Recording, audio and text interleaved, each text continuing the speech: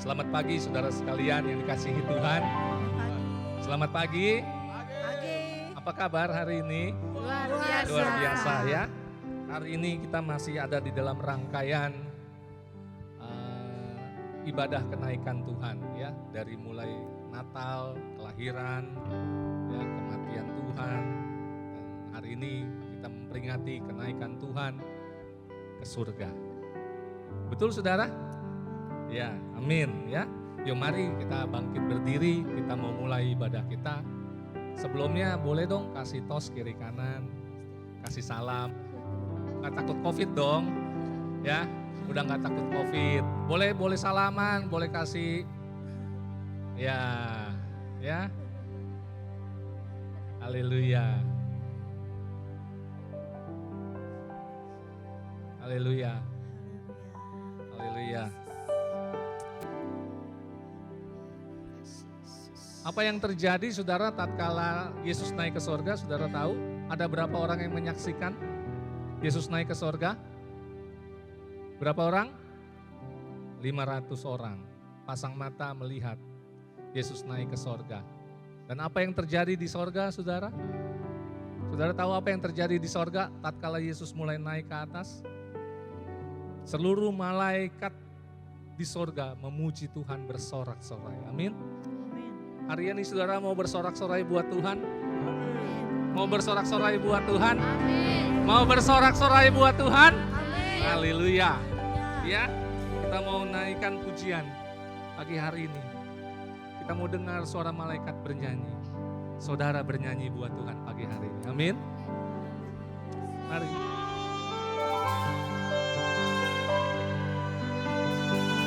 Haleluya.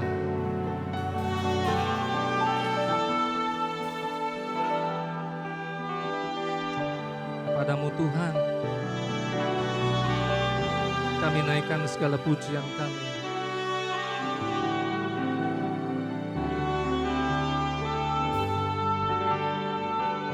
Mari angkat saudara suara kita sama-sama. Ku dengar suara malaikat gemuruh memuji namamu, haleluya. Berjuta manusia yang ditebus darah anak domba.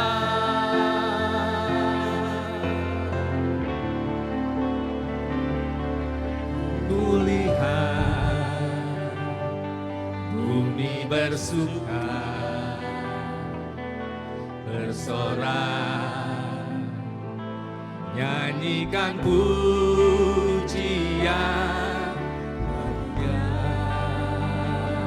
yang duduk di tahta, anak domba penebus semua manusia. Segala puji, hormat dan syukur. Mari angkat tangan kita ke hadapan Tuhan. Oh, Yesus Raja, segala raja.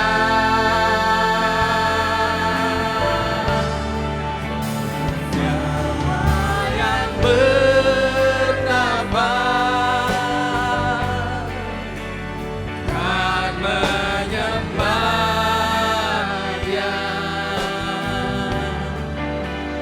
yang bertakhta dulu, sekarang, dan selamanya. Mari sama-sama sekali lagi ku dengar suara malaikat gemuruh memuji namamu, berjuta manusia yang ditebus darah anak domba. Segala puji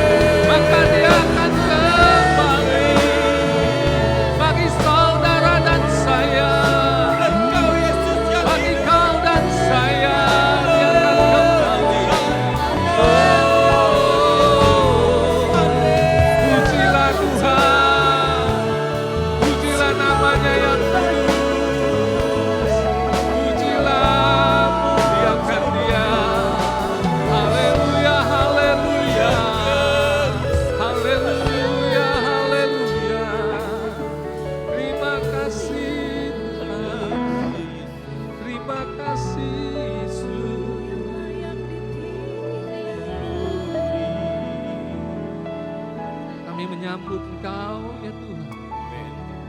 Tuhan kami yang hidup. Hanya satu-satunya Allah yang benar. Tidak ada yang lain seperti itu. Engkau yang telah lahir, Engkau telah mati. Dan hari ini kami memperingati hari kenaikan-Mu. Bukan perkara yang biasa. Karena dengan kenaikan-Mu kami percaya bahwa Engkau Allah Tuhan, bahwa Engkau Yesus Tuhan adalah Allah sendiri yang telah naik ke surga. Oleh sebab itu kami boleh mengenal surga oleh karena-Mu. Itulah tempat peristirahatan kami yang kekal bersama dengan Engkau. Kemana Engkau pergi ya Tuhan, maka kami akan ikut. Kesanalah Engkau pergi ya Tuhan. Dan kesanalah kami akan ikut bersama-Mu kelak Tuhan. Oh terpuji nama-Mu. Terpuji nama-Mu ya Tuhan. Bahwa benar firman-Mu ya. Firman-Mu ya dan amin. Apa yang tertulis di dalam firman, itulah yang terjadi. Itulah yang digenapi. Dan itu akan kelak digenapi di akhir zaman ini.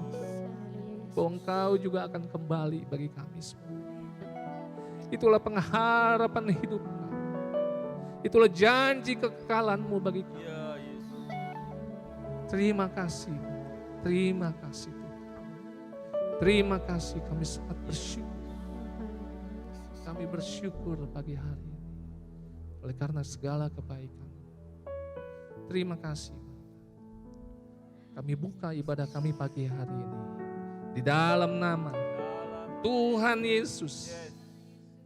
Allah yang kami percaya dengan segenap hidup kami. Segenap kita sama-sama katakan amin.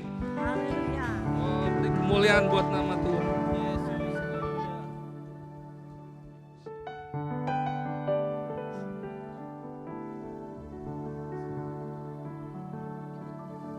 Haleluya.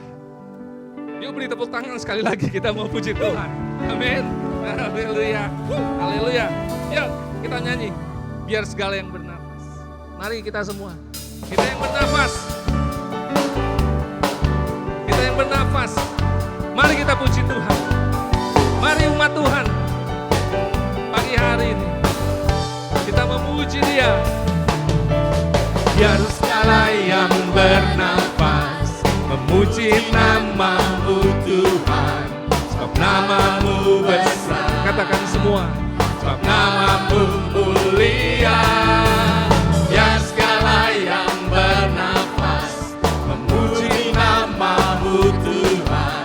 Katakan Yesuslah Tuhan. Katakan sekali lagi. Yesuslah Raja, segala Raja. Mari semua sekali lagi. Biar segala yang bernafas memuji nama-Mu. Mari puji Dia.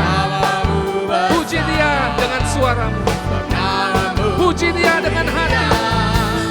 Puji Dia dengan pikiran. Memuji nama-Mu Tuhan. Yesuslah Raja. Ya, Yesuslah Raja, segala Raja. Mari bersorak. Bersorak-sorai bersukacitalah. Tuhan Allah kita. Sama-sama semua.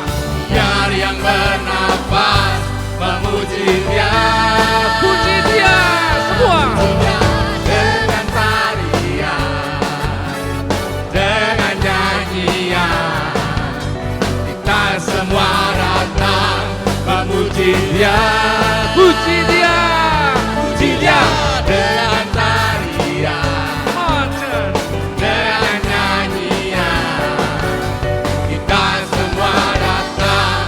memuji Dia, bernafas, memuji nama-Mu Tuhan. Yesuslah Tuhan. Sebab nama-Mu mulia. Biar segala yang bernafas memuji nama-Mu Tuhan. Yesuslah Tuhan. Yesuslah Tuhan.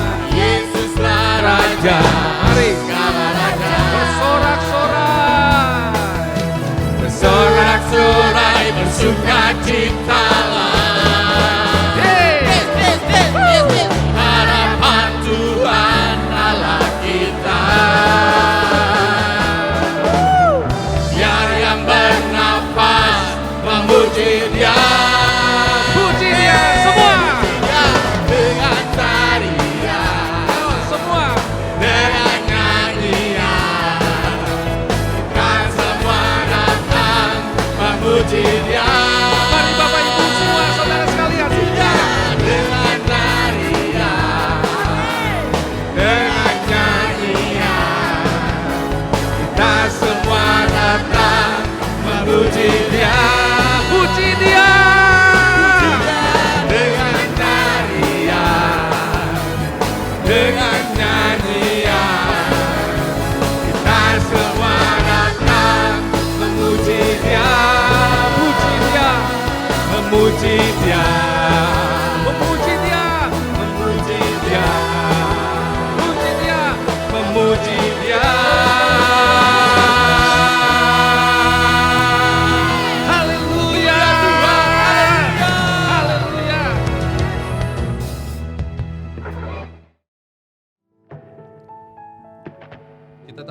Yesus adalah jalan kebenaran dan hidup.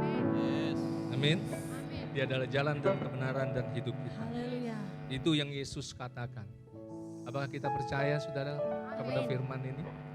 Saudara percaya? Amin. Saudara dan saya percaya? Amin. Kita nyanyikan satu pujian ini dan nyanyikan dengan penuh iman. Sorry kenapa suaranya berdengung ya? Yuk mari. Masih musik.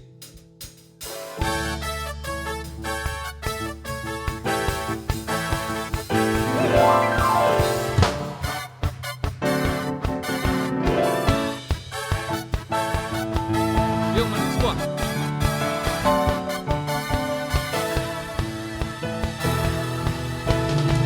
Jalan kebenaran dan jalan kehidupan, itu yang Yesus katakan. Aku percaya, amin. Di dalam namanya ada keselamatan kekal. Yesus jalan kebenaran dan jalan kehidupan, itu yang Yesus katakan.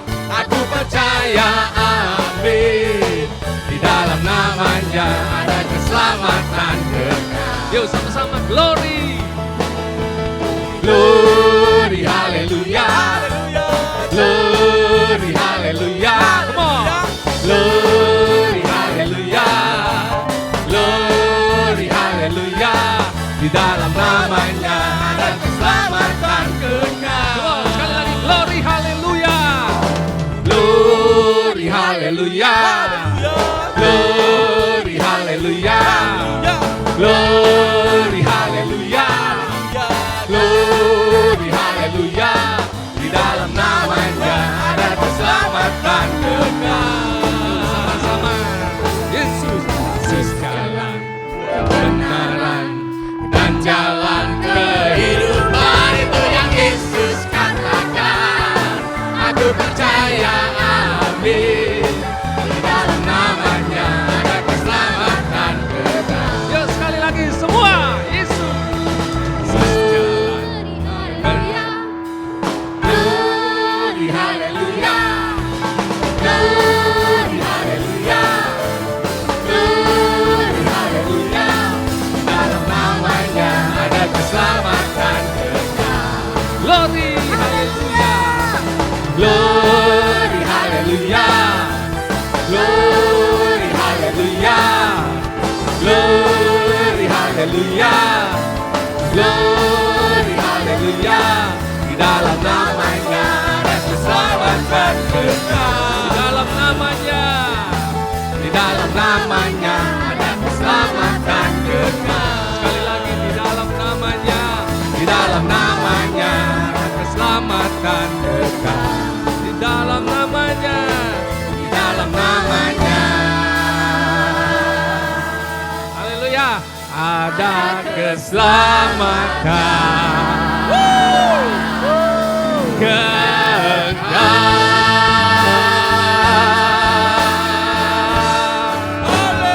Haleluya. Sorak-sorai betul. Amin. Amin. Haleluya. Iya. Terima kasih Tuhan, terima kasih. Kami mau masuk hadirat-Mu lebih lagi. Kami mau masuk untuk dengar firman-Mu, duduk di bawah kaki-Mu Tuhan. Mari pagi hari ini kami semua Tuhan mau menguduskan hati kami, mau menguduskan pikiran kami. Kami mau menguduskan hidup kami. Karena Engkau adalah Allah yang kudus. Kuduskanlah kami ya Tuhan.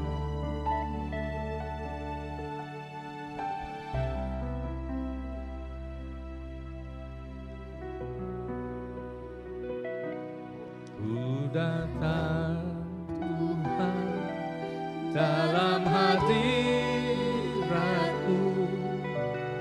perhiaskan kekudusan.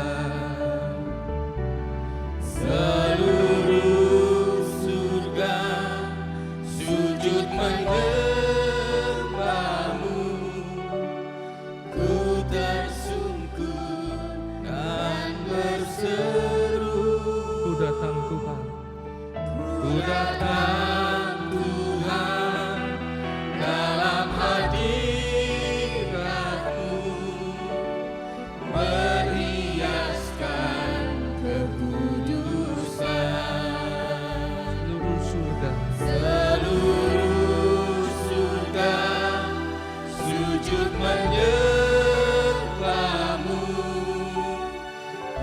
tersungkur dan berseru, Kudus, kuduslah, kuduslah Tuhan, Allah semesta alam. Kudus, kuduslah, kuduslah Tuhan, surga bumi menyembah-Mu.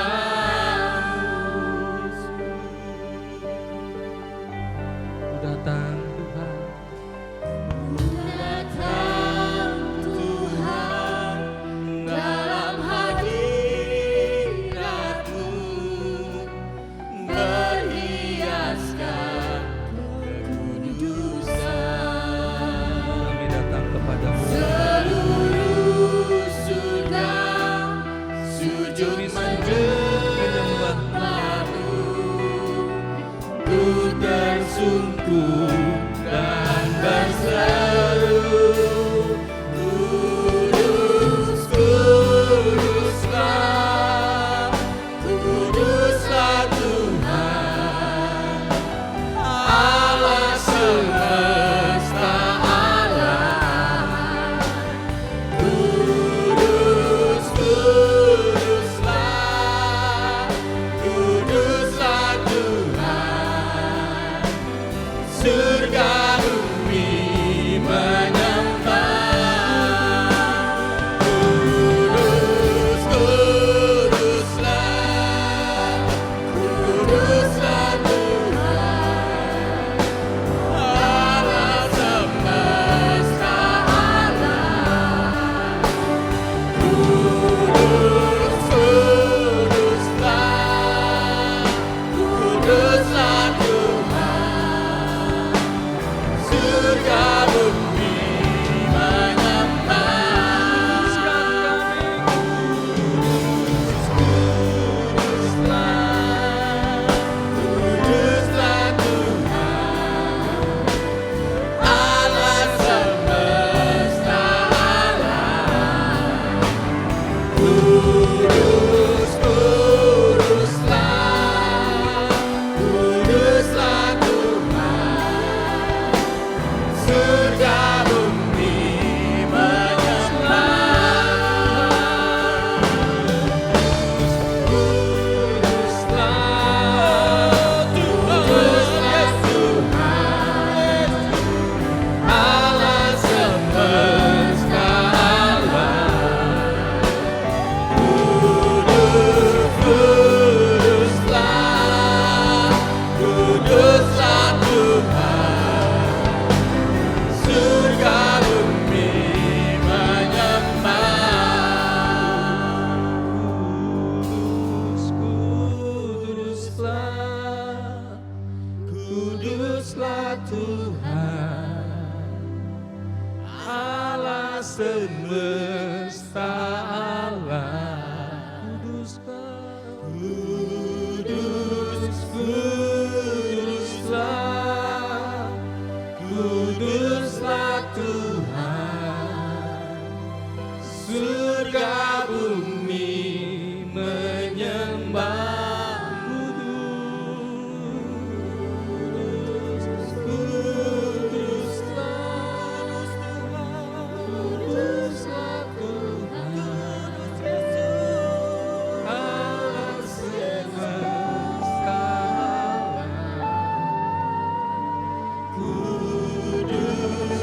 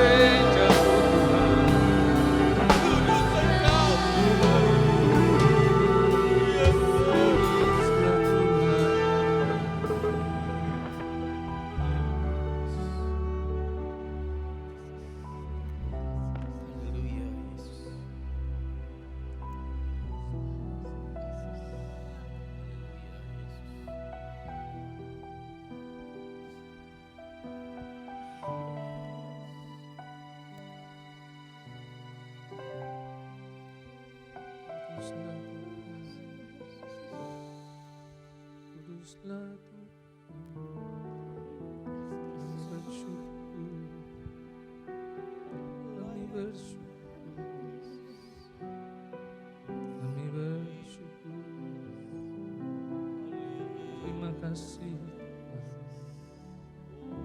Terima kasih Yesus.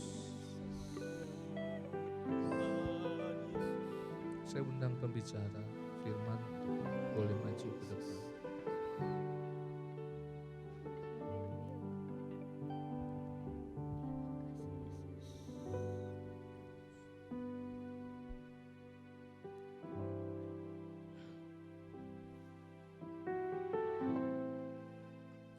Bapa dalam surga, terima kasih Tuhan pada pagi hari ini, pagi yang indah ini, hari yang baik kami mau datang pada Engkau Tuhan. Kami mau mendengarkan firman-Mu ya Tuhan. Berbicaralah, urapi hamba-Mu yang menyampaikan dan juga seluruh sidang jemaat yang mendengarkan. Supaya setiap firman ini dapat membangun iman, menguatkan, memberikan pencerahan dan membuat kami mengerti apa yang Engkau kehendaki dalam hidup ini. Terima kasih Bapa di surga, terima kasih. Kami serahkan jam ibadah ini ke dalam tangan-Mu. Dari awal pertengahan sampai akhirnya, hanya di dalam nama Tuhan Yesus kami telah berdoa. Haleluya. Amin.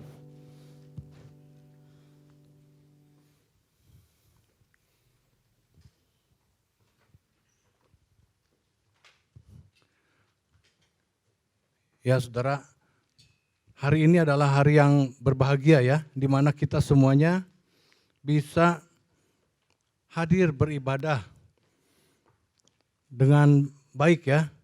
Waktu-waktu yang bisa kita gunakan supaya kita bisa mendengar firman Tuhan. Amin. Hari ini saya akan bawakan tema khotbah yaitu tentang kenaikan Yesus Kristus ke sorga. Sebelum kita membahas materi ini, mari kita lihat sebuah cuplikan film sekitar 2 menit. Supaya kita semuanya bisa lebih jelas. Silakan diputar filmnya. Damai sejahtera bagimu.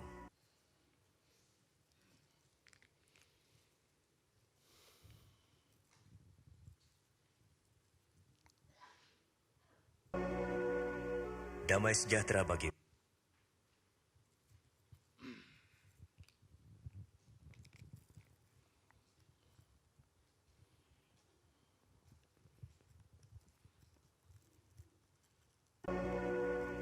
Damai sejahtera bagimu.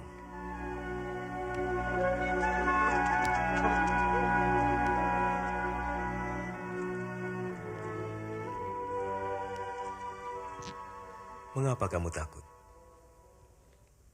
Mengapa timbul keraguan dalam pikiranmu?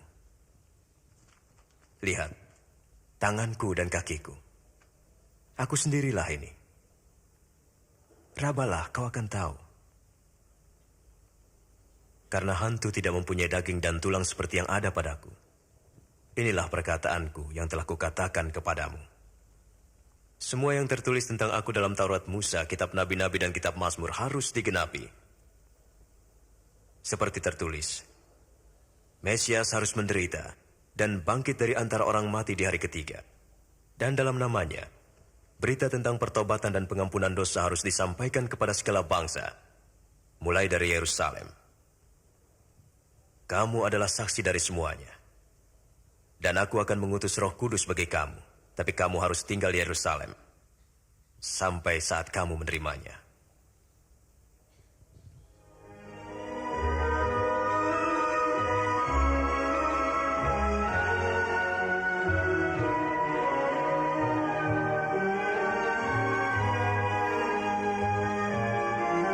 Yesus berjalan ke dekat Betania, ke sebuah bukit namanya Bukit Zaitun. Tuhan memberkati dan memelihara engkau. Kepadaku telah diberikan segala kuasa di surga dan di bumi. Karena itu pergilah, dan jadikanlah semua bangsa muridku, dan baptislah mereka dalam nama Bapa, Anak, dan Roh Kudus. Dan ajarlah mereka melakukan segala sesuatu yang telah kuperintahkan kepadamu.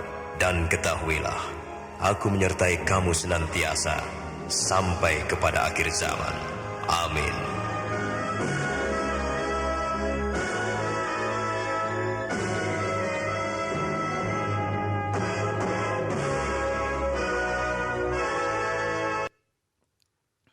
Ya saudara, itu gambaran sepintas ya.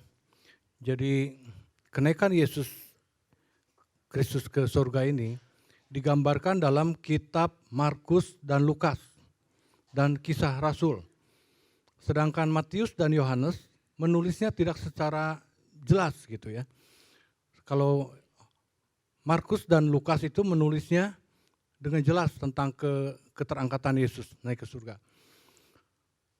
Kisah Rasul itu ditulis juga oleh Lukas, jadi hanya 2 orang ini yang menjelaskan mengenai hal ini. Saya mulai dari latar belakang supaya kita paham semuanya ya, jalan ceritanya. Memang mengenai kenaikan Tuhan Yesus ini diceritakan hanya beberapa ayat saja, tidak banyak. Isi ceritanya itu tidak banyak, tidak berpasal-pasal gitu, tidak. Hanya 2 ayat, 6 ayat, 8 ayat begitu, paling begitu.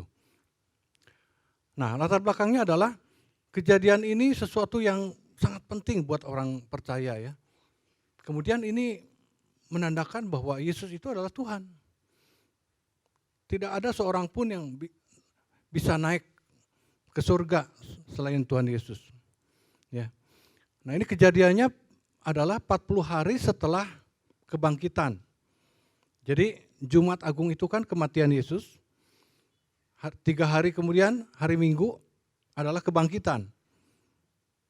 Nah, 40 hari setelah kebangkitan itu, nah itulah kenaikan Tuhan Yesus. Ya. Dan kejadiannya itu selalu hari Kamis. 40 hari setelah hari Minggu itu pasti hari Kamis ya. Saya udah ngecek itu dari pundurin tahun 2022, 2021, 2020, 2019 terus Kamis, semuanya Kamis.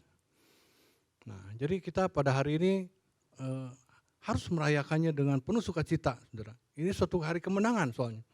Ya, ketika Yesus sebelum terangkat begitu bangkit, dia itu ada kesempatan untuk menampakkan diri berulang-ulang kepada murid-murid, bahkan sampai kepada di Korintus dikatakan menampakkan kepada 500 saudara, lebih dari 500 orang. Artinya apa? Ini tak terbantahkan, ada saksi hidup yang melihat bagaimana Yesus itu naik terangkat ke surga dengan tubuh kemuliaan. Kalau tubuh seperti ini nggak bisa naik ya, turun lagi ya. Yesus begitu bangkit, tubuhnya diubah menjadi tubuh kemuliaan, sehingga dia bisa terangkat ke surga.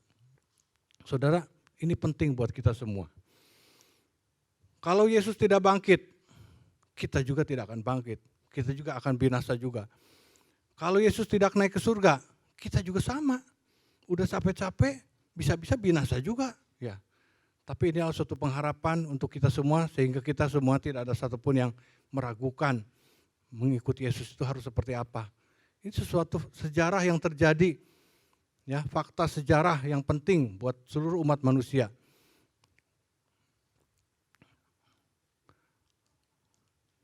Nah, kita lihat apa percakapan terakhir sebelum kenaikan. Jadi waktu itu Yesus mengadakan perjamuan dengan murid-muridnya, makan bersama-sama. Kemudian ini ada di ayat 4, 5, 6.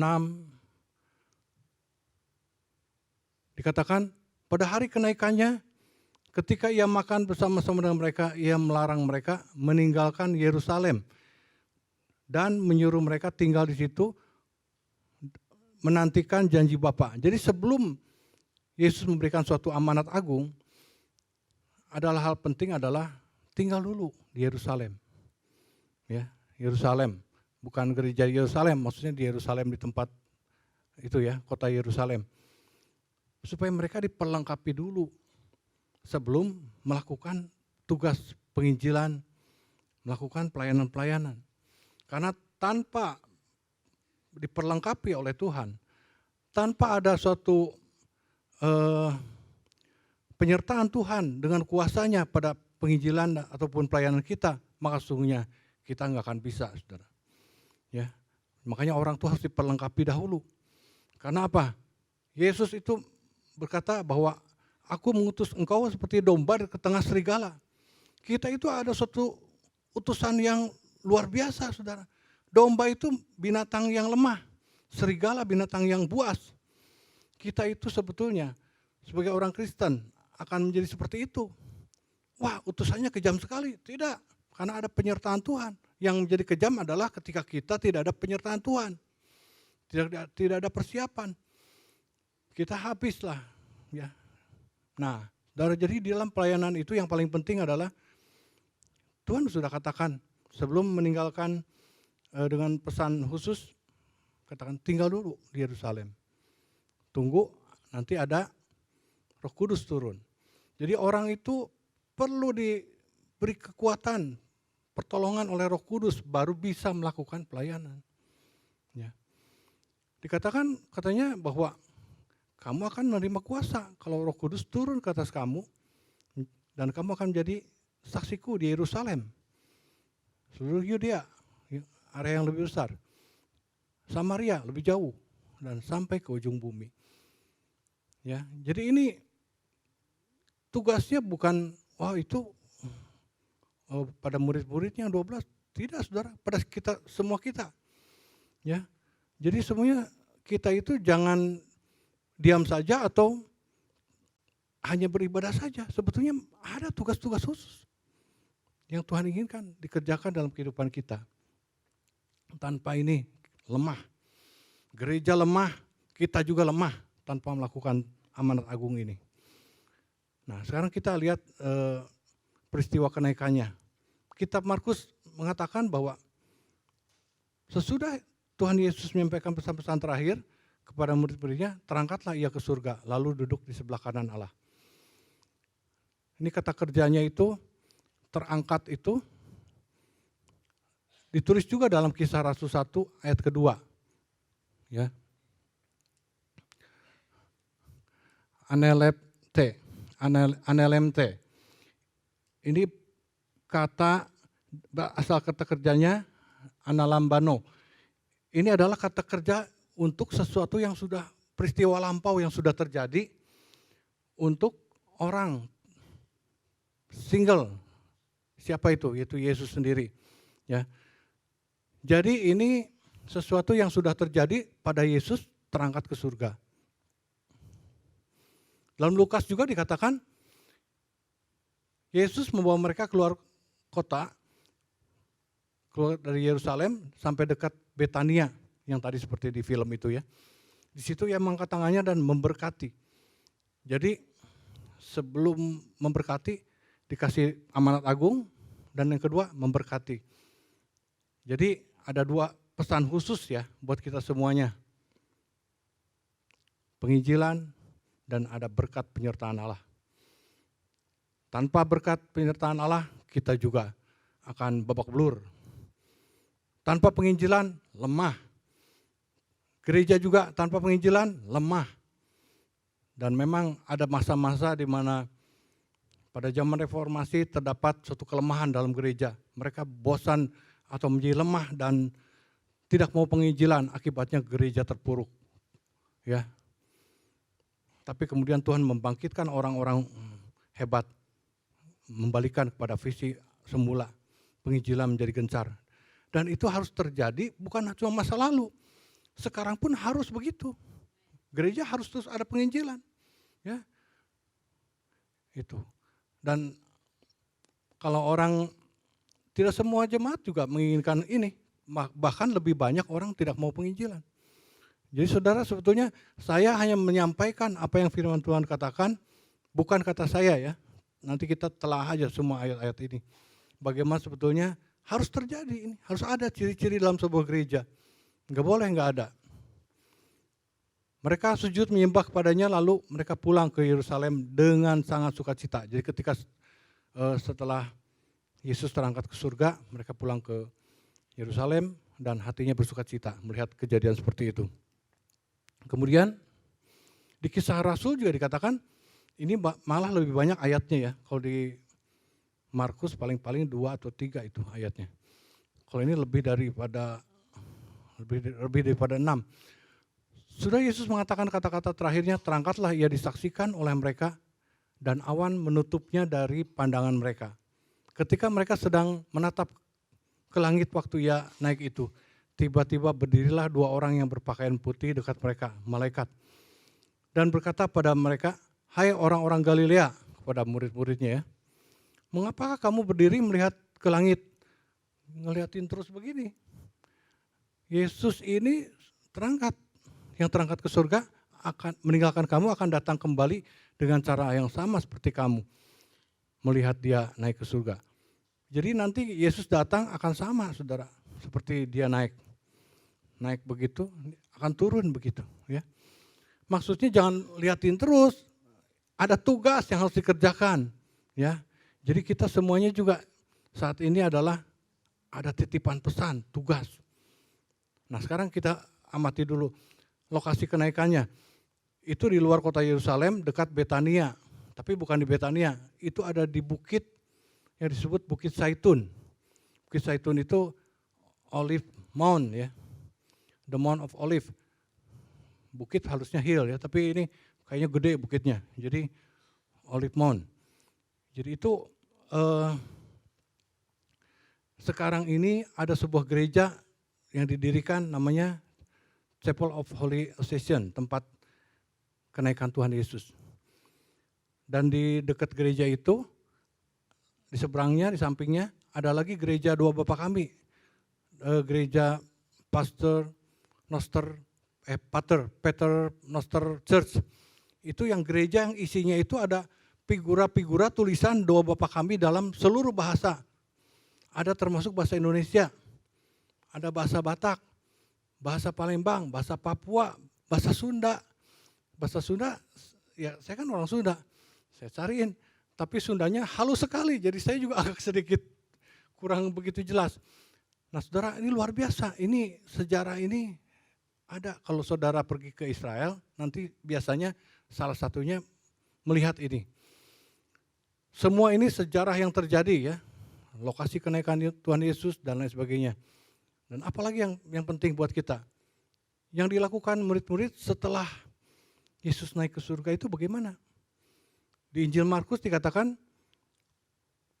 bahwa secara garis besar sesudah itu pergilah murid-murid Yesus memberitakan Injil ke segala penjuru. Nah mereka melakukan tugas ini ternyata saudara. Tuhan turut bekerja dan meneguhkan firman itu dengan tanda-tanda menyertainya. Nah saudara, kuasa Allah itu akan terjadi ketika kita mengerjakan pelayanannya. Kalau kita tidak mengerjakan pelayanannya, kita mengharapkan mujizat-mujizat, bisa tidak terjadi saudara. Ya, tapi di dalam pelayanan, itu kuasa Tuhan menyertai kita.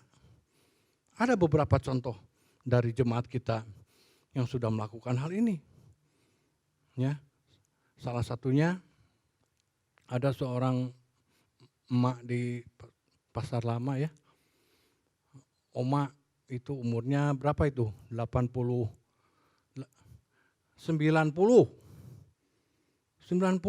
saudara ya. Jadi oma ini enggak meninggal, susah sekali. Karena dulunya banyak main kuasa kegelapan. Sehingga dipanggillah biksu, pemuka-pemuka agama mendoakan tapi enggak meninggal.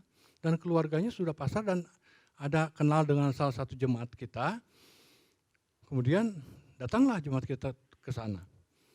Kemudian sambil menengok, mendoakan dan memberitakan firman ya, memberitakan Injil. Kemudian ada pertemuan kedua lagi, sampaikan lagi Injil. Kemudian sambil didoakan lagi. Akhirnya entah bagaimana dimasukkan rumah sakit ya, karena agak parah mungkin. Masukkan rumah sakit, di situ di Usada Insani EMC ya. Ketika itu habis masuk rumah sakit, kemudian bugem ke sana, jadi lebih seger. Nah ketika seger kan disampaikan lagi pemberitaan Injil, akhirnya dia menerima Injil, terima Yesus. Saudara, hanya dalam waktu 1 hari setelah itu ya, berita apa? Sudah ada di Oasis, Tuhan sudah panggil. Jadi sebetulnya sesuatu yang susah, yang kalau ada penyertaan Tuhan, ada kuasanya, saudara. Maksudnya bukan kuasa untuk mendoakan jadi mati, bukan. Tapi ini orang kan, emak ini hidup juga nggak wajar, hidup juga sakit, supaya dipanggil Tuhan, nggak dipanggil gitu. Tapi saudara, ketika orang memberitakan Injil, ada kuasa yang menyertai. Ya, itu contoh. Kalau mengusir setan, itu sudah banyak terjadi. Ya, sama juga ada ceritanya. Mendoakan orang sakit, sama juga ada yang sembuh, ada yang meninggal. Itu meninggal juga sembuh, saudara. Ya, sembuhnya kekal. Jadi dia juga terlepas daripada sakit penyakit. Nah kemudian saudara, di Kisah Rasul dikatakan bahwa rasul-rasul itu kembali ke Yerusalem dari bukit yang disebut Bukit Zaitun. Kemudian menunggu 10 hari dan mengalami pencurahan Roh Kudus. Nah, jadi ini yang kedua adalah harus ada pelengkapan pertolongan daripada Roh Kudus. Kita semuanya melayani tanpa kekuatan daripada Roh Kudus berat, saudara. Ya, makanya dikatakan suruh tunggu di Yerusalem, tunggu sampai pencurahan Roh Kudus, baru siap melayani. Nah, jadi ini yang dikatakan nanti hari raya Pentakosta itu, ya. Nah, sekarang mengenai sorga, itu kan kenaikan Yesus ke sorga. Saya bahas kenaikannya tadi soal terangkat ya, sudah sorganya. Sorga itu di Yohanes 14 ayat 2 dikatakan ada disebutnya adalah rumah Bapakku. Mau dibaca?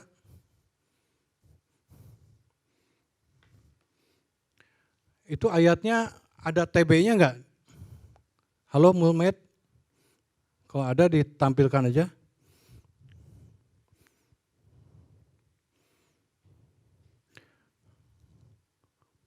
Yohanes 14 ayat kedua. Udah saya bacakan aja, udah balik lagi ke yang tadi aja slide. Di rumah Bapakku banyak tempat tinggal. Jika tidak demikian tentu aku mengatakannya kepadamu.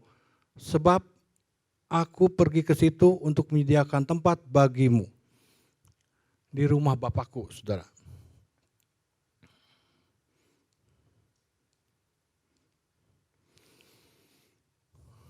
Sorga itu adalah tempat tinggal Allah. Jadi di rumah Bapakku, nah itulah sorga itu, ya.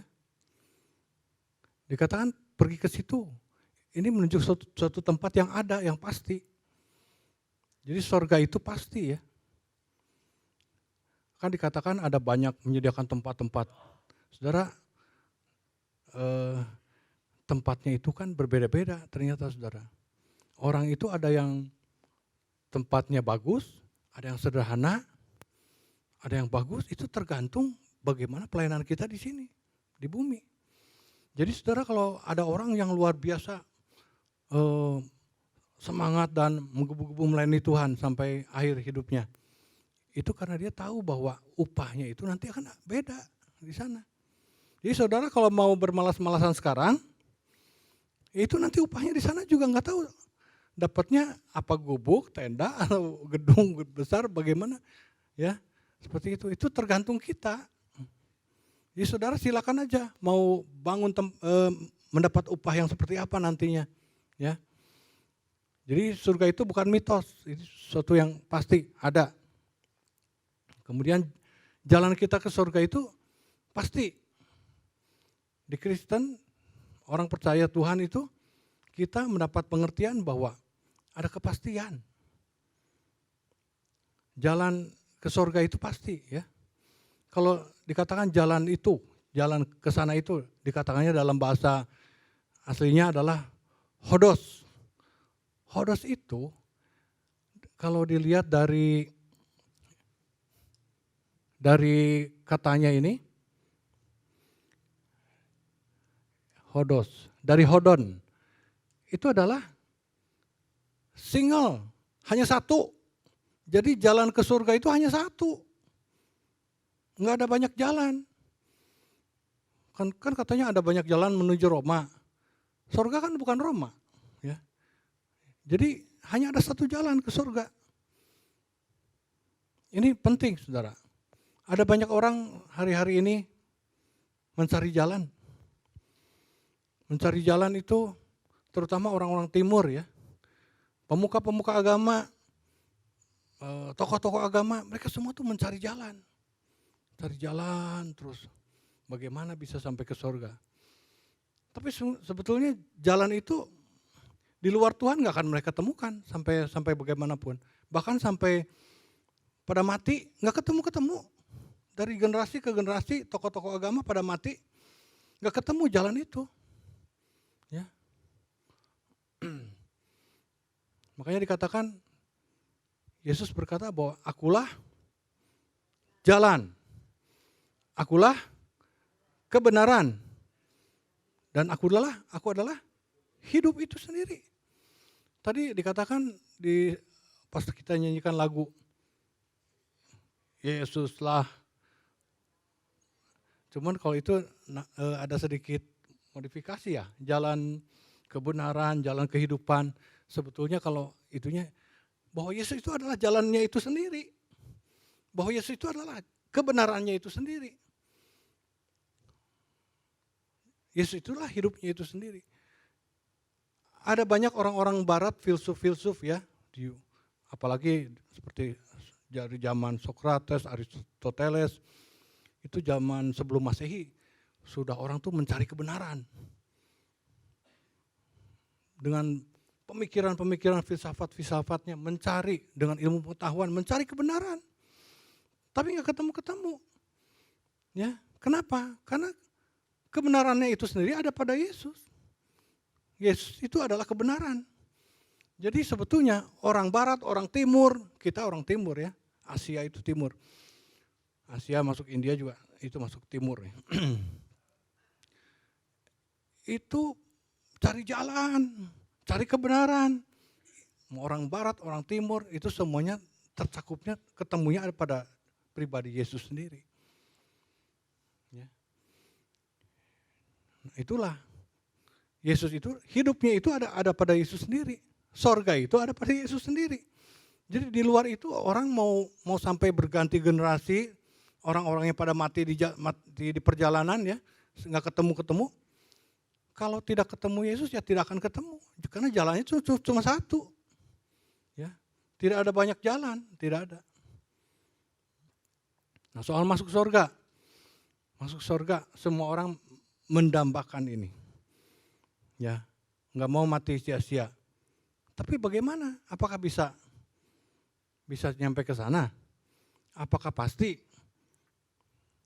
Kalau kita sebagai anak Tuhan dikatakan supaya di tempat di mana aku berada, kamu pun berada.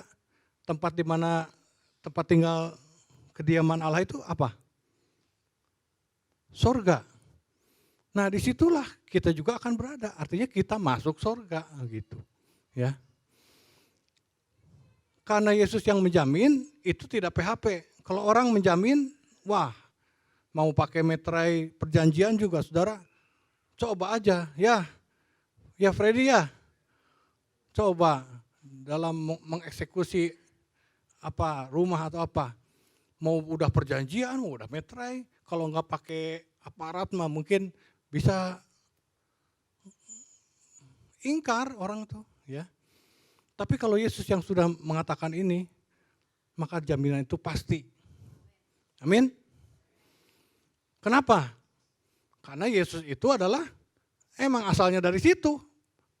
Ya, nggak mungkin bohong kok. Ya, dia yang dari situ ngajak kita ya pasti ke situ. Kalau belum pernah dari situ, terus ngajak pakai bahasa marketing, nggak nyampe-nyampe, saudara. Ya, karena dia sendiri nggak tahu gitu, dia sendiri nggak nyampe. Tapi kalau Yesus yang menjamin kita, itu udah 100%. Kalau mau dilebihin juga 1000%. Ya. Nah saudara, kita perlu melihat ini. Siapakah Kristus Yesus? Di dalam Mazmur 24 ayat 10 dikatakan, siapakah dia? Itu Raja kemuliaan, Tuhan semesta alam, dan dialah Raja semesta alam, dia Raja kemuliaan.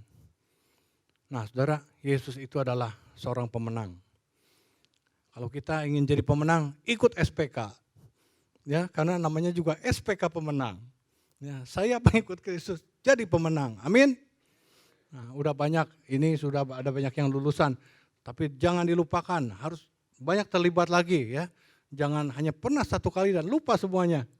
Tapi ikut jadi asisten atau jadi pembina.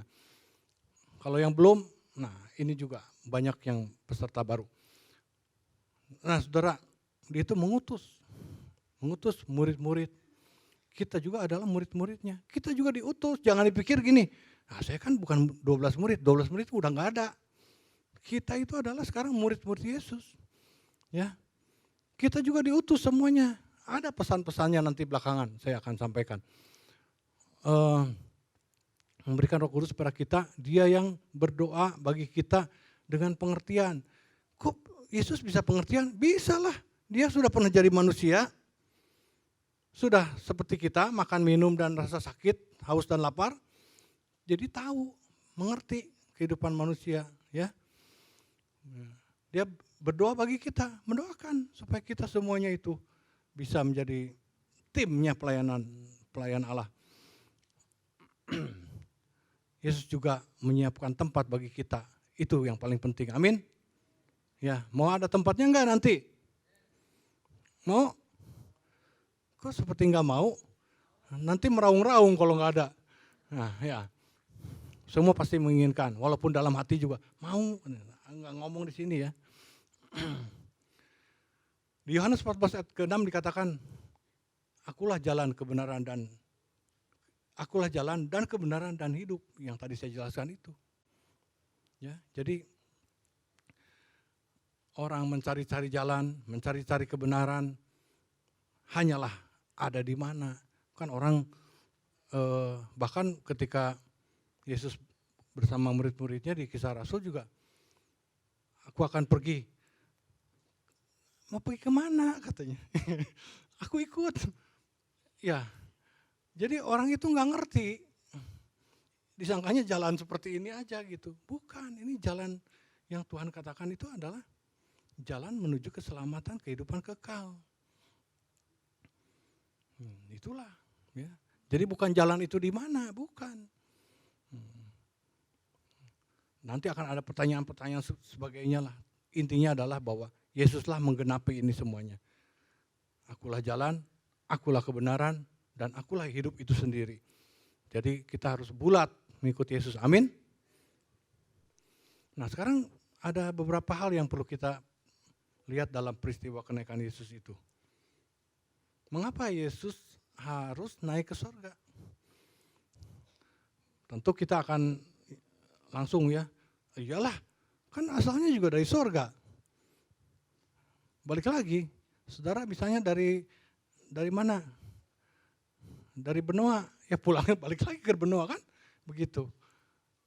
Yesus dari surga nih, ia kembali ke surga. Di Yohanes 8 ayat 23 dikatakan, lalu ia berkata pada mereka, kamu berasal dari bawah, aku dari atas. Kamu dari dunia ini, aku bukan dari dunia ini. Jadi memang Yesus berasal dari surga, itu yang ayatnya mengatakan itu. Kemudian di ayat yang ketiga, Yesus tahu bahwa Bapaknya telah menyerahkan segala sesuatu kepadanya, dan bahwa ia datang dan Allah datang dari Allah dan kembali kepada Allah. Ya. Jadi Yesus dari surga kembali ke surga. Nah, Yesus naik ke surga karena ia telah menyelesaikan pekerjaannya dengan sempurna. Ini ada ayat-ayatnya mengatakan bahwa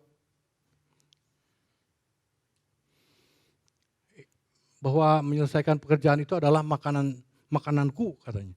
Jadi saudara, kita juga kalau melakukan pelayanan, ya itu adalah sesuatu yang jadi makanan kita, jangan jadi beban ya. Kemudian dikatakan Yesus minum anggur asam itu, berkatalah ya sudah selesai. Karena tugasnya sampai penebusan dosa ya. Mati di kayu salib, sudah selesai. Tetelestai bahasa Yunani. Nah jadi itu mengatakan bahwa Yesus menyelesaikannya sampai tuntas, selesai. Kita juga kalau dalam pelayanan jangan separuh-separuh, setengah-setengah di perjalanan, banyak ngambek-ngambek ya. Ikutlah sampai selesai. Nanti kita mengikuti seperti ini. Masuk surga juga ya. Kalau tidak selesai bagaimana? Nggak tahu itu bagaimana itu nantinya. Dapat tempatnya segede apa. Nah, Yesus naik ke surga supaya apa? Roh Kudus turun ke atas kita. Jadi ini alasan kenapa Yesus ke surga. Kalau terus-terusan di sini, kalau Yesus terus-terusan di bumi, yang penginjilan Yesus terus. Yang mengadakan mujizat Yesus terus. Kita semuanya pada nganggur. Ya. Karena itu Tuhan naik ke surga supaya estafetnya itu diteruskan oleh muridnya. Dan murid yang pertama yang 12 itu kemudian meneruskan lagi kepada murid-muridnya. Ada 70 murid, ada lebih banyak lagi murid. Dan kita juga adalah meneruskan tugas tersebut, ya.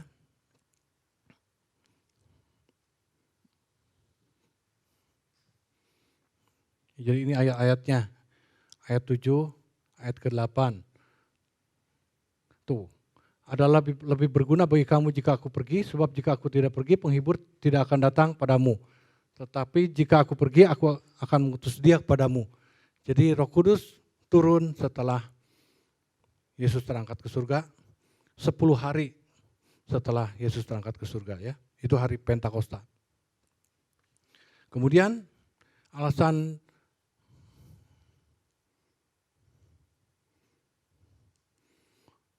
apa pesan Tuhan Yesus bagi kita? Ini penting ya. Jadi kenaikan Tuhan Yesus ke surga itu bukan pergi begitu saja. Ada pesan-pesan khusus. Dan biasanya yang pesan belakangan itu penting, betul nggak? Pesan terakhir itu penting. Dan itu apa itu yang penting itu buat kita? Kesatu adalah Yesus memberikan perintah atau mandat penginjilan bagi kita. Itu dalam Markus 16 ayat 15. Ya, dikatakan setiap orang percaya adalah juga murid Kristus yang punya tanggung jawab untuk meneruskan tongkat estafet. Jadi kita semua orang percaya ya. Amin. Semua adalah kita semua murid Kristus ya. Amin. Jadi sama tugasnya loh. Bukannya itu tugas dia mah penginjil. Enggak ada saudara. Ini dikatakannya bukan untuk penginjil loh. Untuk semua pengikut Kristus. Jadi kalau pada hari ini ada begitu banyak menjadi salah tanggapan terhadap ayat. Akibatnya apa? Sebuah kelemahan. Ketika penginjilan itu menjadi lemah, maka gereja itu jadi lemah. Dan orang-orangnya, jemaatnya juga jadi lemah. Dan berubah, jadi budayanya itu jadi berubah. Bukannya penginjilan, bukan mengerjakan pelayanan, tapi nanti banyaknya ngobrol. Ya. Dan kalau ngobrol jadi bisa kemana-mana. Dan pada akhirnya ya rohani turun. Ya sosial yang gede jadinya. Nah, dikatakan pergilah ke seluruh dunia. Saudara, dulu mungkin kita pikir, wah kalau pergi ke seluruh dunia mah harus banyak duit dong. Kalau nggak ada uang mana bisa pergi ke ini. Saudara, itu dulu ya. Tapi ternyata firman ini hari ini menjadi terbuka dan gampang, betul nggak? Saudara bisa komunikasi dengan di Amerika gampang kan? Lewat apa? Medsos, ya, chatting. Saya belum pernah, ya coba aja tanya. Itu sekarang dunia itu globalisasi sudah terbuka ya. Kontak ke luar negeri kemanapun, ke ujung sampai ke letaknya di ujung banget, asal ada internet aja udah nyambung. Komunikasi asal bahasanya ngerti aja lah. Pakai bahasa umum, bahasa Inggris misalnya. atau pakai Google Translate aja. Kalau nggak bisa translatein, bisa komunikasi dengan orang manapun. Jadi pada akhirnya dengan terobosan era digital ini bisa terjadi, saudara. Penginjilan ke seluruh dunia sampai semua bangsa bisa mendengar berita Injil, bisa terjadi. Lebih mudah terjadi. Kalau dulu mikir, wah lama ini. Kalau udah zaman era digital begini mah, nggak ada yang lama, cepet. Apa-apa juga cepet, betul nggak? Kalau dulu kan kirim pakai pos. Sekarang mah nggak usah pakai pos, detik itu juga tek, udah langsung satu kejadian bisa diketahui oleh banyak orang di mana-mana. Ya, nah itu ya. Jadi pergilah ke seluruh dunia, beritakan Injil itu, penginjilan itu bisa dimungkinkan. Apalagi anak-anak muda yang paling rajin dengan gadget ya. Tapi isi gadgetnya bisa-bisa yang banyak bukannya rohani. Saudara, saya kemarin ngelihat ada suatu berita yang menggembirakan, tim U22 dapat piala emas, bisa mengalahkan Thailand 5-2 katanya. Saudara tahu sebelum mereka, kenapa mereka bisa bertanding dengan luar biasa, padahal ketika ada pertambahan berapa menit tuh, 30 menit mungkin ya, ketika skornya udah 2-2, ada pertambahan waktu, semangatnya enggak kendor. Luar biasa, itulah yang bikin 3 gol tambahan. Ternyata saudara ada briefing sebelumnya. Ada briefing seorang perempuan mengatakan gini, pertama soal mental, sikap mental. Jangan pernah takut melawan siapapun. Kalau takut melawan Jepang, bisa kalah sama Jepang. Vietnam aja bisa dikalahkan, misalnya nanti ketemu Argentina juga harus berani. Begitu ya. Terus buka HP-nya. HP-nya itu dikasih peraturan begini, 70% isinya tentang bola. 70-30, 30 yang lain-lain.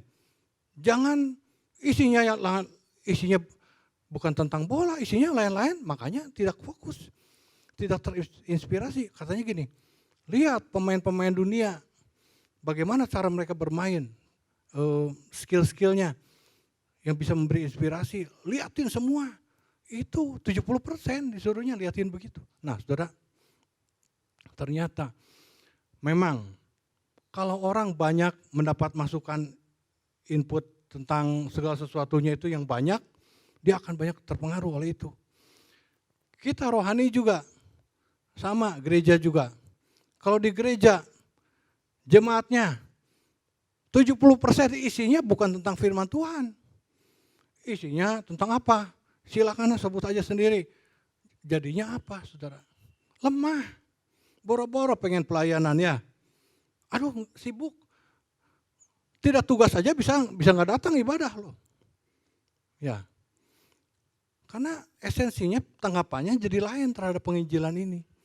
Kalau tidak mengerti orang nggak akan mau. Nggak mau, ogah, enggan. Ya kalau bayi mah masih bayi rohani disuruh penginjilan memang belum bisa.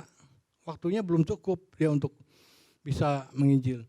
Tapi kalau sudah lama, kalau dia tanggapannya salah, nggak akan mau, nggak ada keinginan untuk menginjil. Saudara, saya ceritakan begini. Suatu saat saya pernah bawa mobil anak saya, mobil yang kecil, AC-nya itu kan panas. Gara-gara suatu saat cadangan airnya itu lepas itunya, reservoir airnya itu lepas itunya pipa. Jadi dia lepas jadi nggak bisa narik. Jadi semua air pindah ke mesin dan bukan pindah ke mesin, dari mesin balik ke sini nggak bisa balik ke sana lagi. Di sini penuh, di mesin kosong kan jadi temperatur high sampai ke ujung dan anak saya kan nggak tenang-tenang aja ke Jakarta kemana pulang-pulang. Wah saya bilang ini mobil kayak begini kan AC jadi nggak dingin. Akhirnya saya coba tes. Oh ternyata ketemu itunya masukin lagi selangnya itu, selang yang lepasnya itu masukin lagi, jadi dia benar lagi. Tapi akibatnya kenapa ini AC nggak bisa nyala? Bukan nggak bisa, nggak dingin, hilang sama sekali. Pikir-pikir, udahlah, bawa ke tukang AC, yang jago AC tuh di situ. Taunya nggak ada karyawan, karena libur Lebaran. Ya udah saya tungguin sampai lewat libur Lebaran ya, 2 minggu tuh. Saya balik ke situ lagi, dia cek. Aduh ini lagi sibuk, lagi banyak ini, dicek. Aduh saya juga katanya ini masih belum kebayang apanya ini, karena dicek freon penuh. Terus dia nganjurin, nih pergi ke teman saya aja, dia punya alat untuk mendeteksi segala jenis mobil, apa kerusakannya. Ya udah saya datang ke sana, dia scan pakai alat itu kan, ada katanya aneh ini. Dia sinyal untuk ngidupin AC ada, tapi kenapa dia enggak ini? Dicari-cari di sikring, nyambung sikringnya, nggak ketemu. Tapi akhirnya dicoba lagi sikring, ternyata sikringnya saudara, yang kelihatan nyambung tuh nggak nyambung, diganti sama dia, udah beres. Kata dia tuh, puji Tuhan katanya. Lah, ini orang-orang Kristen kayaknya. Engkau orang Kristen, suka ke gereja mana? Oh enggak, saya agama I. Wah, bukan. Tapi kenapa sedikit-sedikit puji Tuhan terus? Ya kan tahu bahwa saya orang Kristen. Dia bilang kan saya tahu situ orang Kristen. Oh begitu. Jadi dia untuk sosial ya. Nah saudara, ini orang sebetulnya cengli dan ini bagus filosofinya. Pas ngobrol-ngobrol gitu. Akhirnya saya jadi ngobrol tuh lama sama dia. Ngobrol lama. Sudah gitu apa? Wah, saya bilang harusnya engkau itu ini mah sudah seperti orang Kristen, prinsip-prinsipnya. Oh iya, memang dulu dia pernah gaul sama orang Kristen, sama orang Buddha, dan dia tuh punya perkumpulan seluruh agama ngumpul di situ dan tidak membicarakan agama, jadi membicarakan kebaikan. Begitu. Bagaimana hidup yang wajar lah. Saya bilang, wah harusnya engkau ini karena pengen selamat enggak? Saya bilang, mau. Iya, jalan keselamatan hanya satu, percaya pada Tuhan, percaya pada Yesus. Saya mah percaya katanya. Tapi kalau percaya Tuhan Yesus, kalau sebagai Tuhan mah tidak. Saya percaya Yesus. Yesus orang yang luar biasa. Gitu. Di kitab saya juga ada katanya. Ya, tapi disebutnya sebagai nabi. Wah, ini pembicaraan jadi panjang jadinya saudara. Sampai mau tutupnya itu bengkel itu. Ya. Kita banyak bersharing begitu. Kita ini ngebetulin hanya paling 5 menit 10 menit, ngobrolnya sampai berjam-jam saudara. Tapi saudara, saya cuma bilang ke dia, saya tidak bawa engkau ke mengkristenkan, engkau enggak. Saya tidak mengkristenkan, tapi saya hanya mau sampaikan karena engkau sudah punya prinsip hidup yang baik. Yang cengli, yang waduh bagus, saya bilang itu bagus, cara hidupnya udah benar, udah bagus. Kenapa tidak punya jalan keselamatan, tiket keselamatan? Saya hanya menyampaikan itu saja. Ya nanti kalau ini, oh ya terima kasih katanya. Udah saudara, tidak datang ke gereja ini, tapi saya sudah menyampaikan berita Injil pada dia. Itu contoh saja. Ya, tidak harus pergi jauh-jauh kemana-mana. Itu aja di sekeliling kita. Hanya soal mobil, hanya soal apa. Mungkin ketemu orang, berbincang-bincang, ada Tuhan berikan sesuatu, lakukan itu. Ada jemaat di antara jemaat kita yang bergerak dengan dorongan Roh Kudus. Ya. Waduh, diingatkan siapa? Langsung pergi dan Tuhan biasanya memberikan suatu pekerjaan, pelayanan. Begitu. Nah, kita enggak harus seperti itu semuanya ya. Tapi maksudnya ketika ada kesempatan beritakan Injil. Ya. Karena bisa Tuhan sertai. Dan itu tidak usah susah-susah lah. Yang wajar-wajar aja kita hidup seperti biasanya. Yang penting adalah kita lakukan ini. Bukan tugas si A, bukan tugas si B, semua bagi kita bisa lakukan itu. Kalau susah mengatakan ini itu menjelaskan firman, udah aja ajak ke gereja aja udah. Kalau orang yang kayak tadi itu, dia mah orangnya banyak berkonsep. Nah, saya ngobrol soal konsep itu. Itu butuh waktu berjam-jam sampai bisa membuat orang itu iya atau gimana gitu. Tapi ada orang-orang sederhana berdasarkan pertemanan. Ayo ke gereja. Udah itu cukuplah, nanti serahkan pada tim yang lain untuk melayani dia. Amin. Ya, jadi semangat penginjilan tuh harus ada terus. Amin. Jangan jadi wah boro-boro nginjil. Saya aja butuh diinjilin, jangan dikuatkan. Bu, jangan begitu. Ya, kita semuanya perlu melakukan itu. Siapa yang percaya dan dibaptis akan diselamatkan, tapi siapa yang tidak percaya akan dihukum. Jadi ini pesan dalam ayat yang disampaikan di dalam Markus ya. Markus 16 ayat 16. Jadi ternyata saudara, kita itu harus menyatakan secara jelas kalau sudah percaya.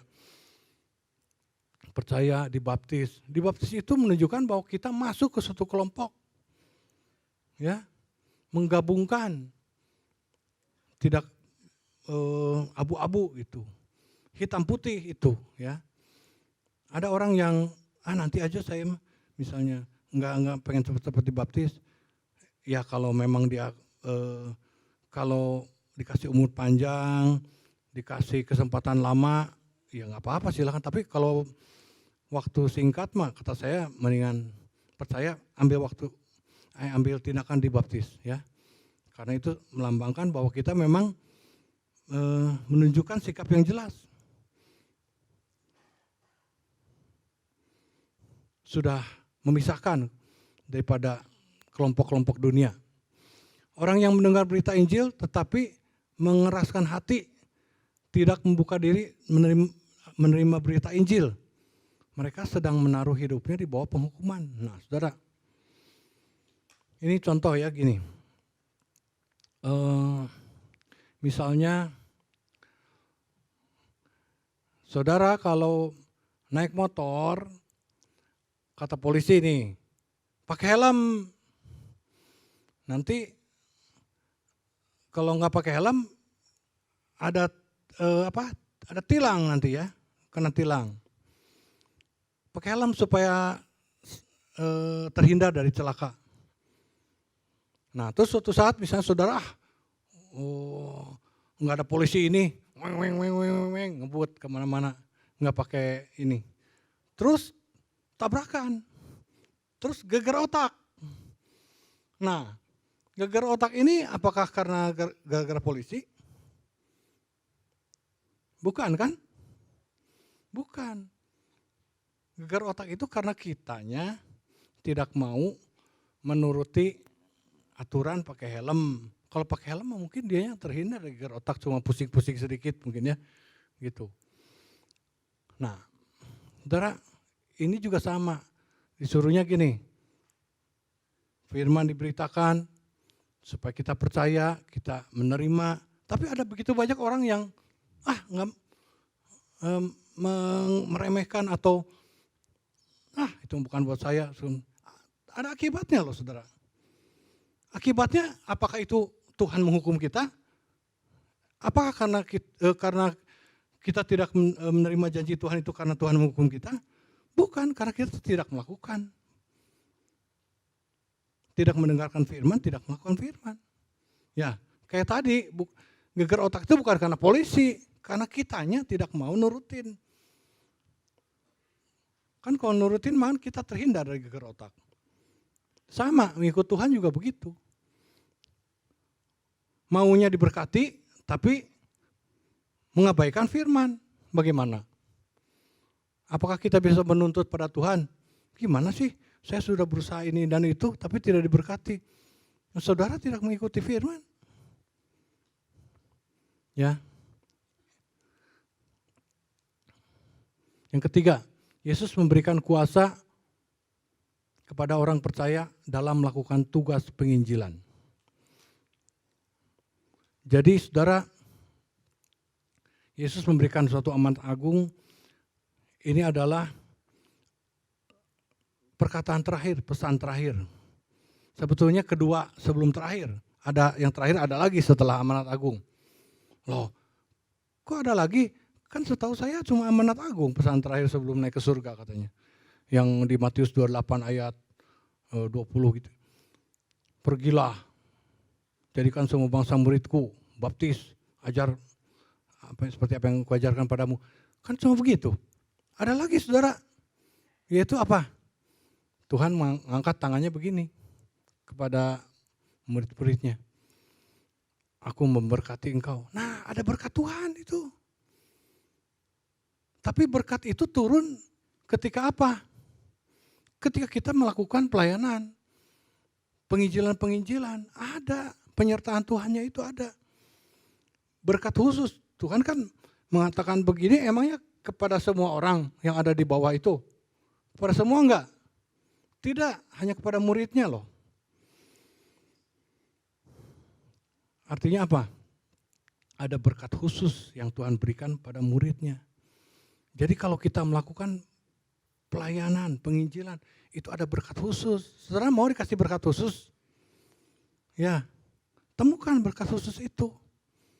Ya tentu yang pertama adalah kita diangkat sebagai anak Allah, dikasih kuasa, itu berkat khususnya. Itu kan tidak diberikan pada setiap orang pada umumnya, tidak. Kalau berkat matahari, kesehatan, udara, itu mah berkat umum mah semuanya dapat ya. Tapi berkat khusus hanya pada murid-murid Tuhan. Saudara mau jadi murid Tuhan? Amin. Iya, amin. Kan mau masuk surga mau kan? Amin. Tapi jadi murid nggak mau bagaimana? Tuhan juga bingung ini gimana sih? Pengen berkatnya doang tapi yang dikerjakannya nggak mau. Nah, saudara, jadi ingat bahwa Tuhan tuh memberikan kuasa pada orang percaya dalam melakukan tugas penginjilan. Saudara kalau tidak melakukan tugas penginjilan nggak ada kuasa. Kuasa nggak dikasih. Gimana mau pengen mujizat dan lain sebagainya, kuasanya ada pada kita, tapi kita tidak melakukan tugasnya itu. Tidak. Ya. Jadi kalau mau menemukan ini, ayo kita masuk dalam tim pelayanan, penginjilan. Nanti saudara akan lihat sendiri bagaimana kuasa Tuhan itu bisa nyata di situ. Kalau soal mengurusi setan, begitu-gitu, itu sudah mudah sekali. Ya. Ketika kita pakai nama Yesus, dalam nama Yesus, darah Yesus, itu nama yang berkuasa, praktekkan, coba aja lihat saudara. Mau setingkat apa setannya, bisa kita lakukan. Tapi ketika kita lakukan penginjilan dan pelayanan, kalau tidak melakukan itu hanya untuk show-showan, coba aja, mungkin saudara yang dirasuk. Ya, bukannya mengusir, saudara yang diusir sama setan. Ya, amin. Nah, jadi hal-hal ini adalah hal yang paling penting buat kita ya. Jadi kita harus menggelorakan kembali amanat agung ini, amanat sepanjang masa sampai Tuhan Yesus datang. Amin. Jadi itu tangkap pesan ini. Lakukan. Ketika sempat, sampaikan. Ya, ketika pengen ada hal khusus, gabung dengan tim pelayanan yang ada. Amin. Jangan sendiri-sendirian terus. Jangan tidak melakukan apa-apa, jangan. Kita akan menjadi lemah ya. Mari kita gabung supaya gereja ini juga menjadi semakin dikuatkan. Gereja menjadi kuat. Mari semuanya maju ke depan, tim PW.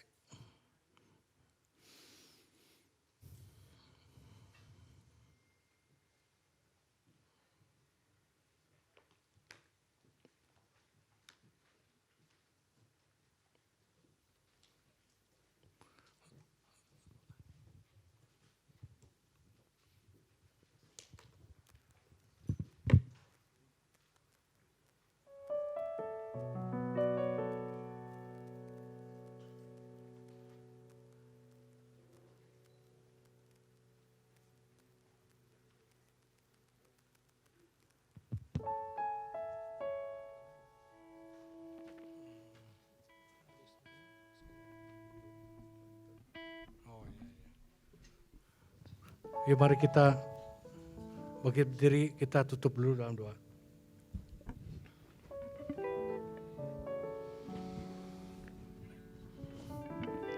Bapa dalam surga, terima kasih Tuhan, pada hari ini kami sudah memperingati hari kenaikan Tuhan Yesus Kristus ke surga.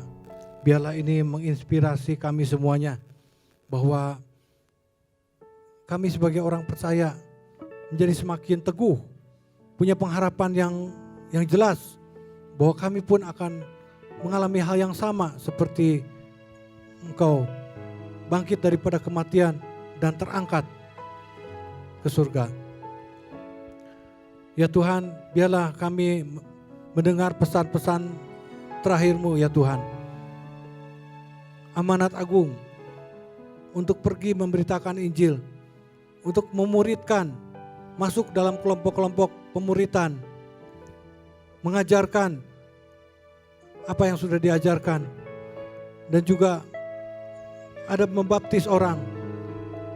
Biarlah kami supaya terlibat semuanya Tuhan dalam kegerakan pelayanan, sehingga gereja ini menjadi gereja yang dinamis, tidak menjadi lemah, karena kami semuanya diaktifkan, tidak lagi menjadi pasif. Terima kasih Tuhan, biarlah amanat agung itu selalu kami ingat. Semuanya ya Tuhan, tidak melupakan itu. Karena kami tahu bahwa Engkau menyertai dan memberikan kuasa kepada kami sebagai anak-anak-Mu di dalam kami melakukan pelayanan ini. Terima kasih Tuhan, biarlah firman ini memberikan suatu inspirasi dan meneguhkan kami semuanya. Kami bertambah teguh mengiring Engkau, dan kami juga mengingat akan amanat, mandat yang Engkau berikan pada kami semua sebagai murid-murid-Mu. Terima kasih Tuhan. Terima kasih. Kami serahkan doa ini hanya ke dalam tangan-Mu. Berkati semua sidang jemaat tempat ini. Gelorakan kembali semangat di antara kami semuanya. Oleh Roh-Mu, penolong yang membuat kami berapi-api. Terima kasih Tuhan, di dalam nama Tuhan Yesus kami berdoa. Haleluya. Amin. Kita akan menyanyikan lagu yang semangat ya, karena Tuhan Yesus sudah menang.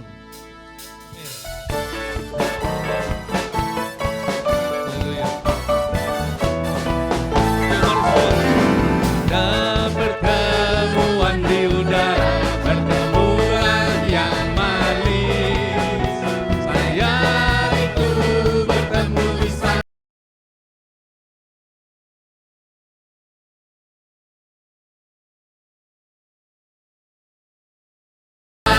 Kegirangan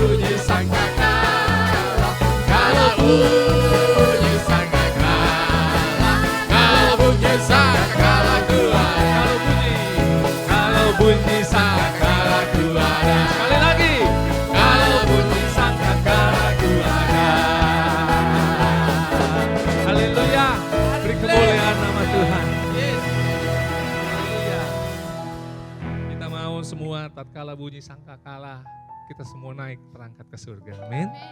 Haleluya. Bapak, kami mengucap syukur, berterima kasih untuk setiap pujian, penyembahan dan firman yang sudah disampaikan pada pagi dan siang hari ini. Sebentar Tuhan, kami akan memberikan persembahan kami. Kami mau memberi yang terbaik ya Tuhan, yang datang tulus daripada hati kami, dengan penuh sukacita.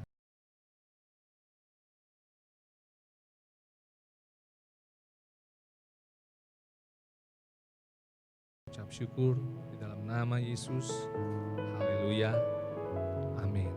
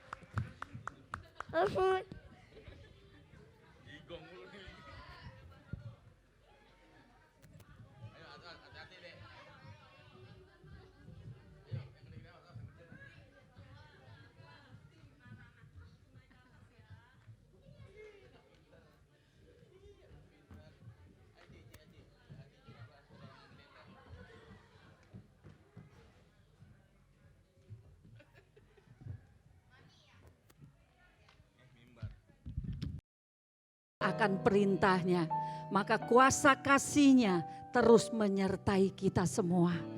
Bapa terima kasih, Tuhan Yesus terima kasih.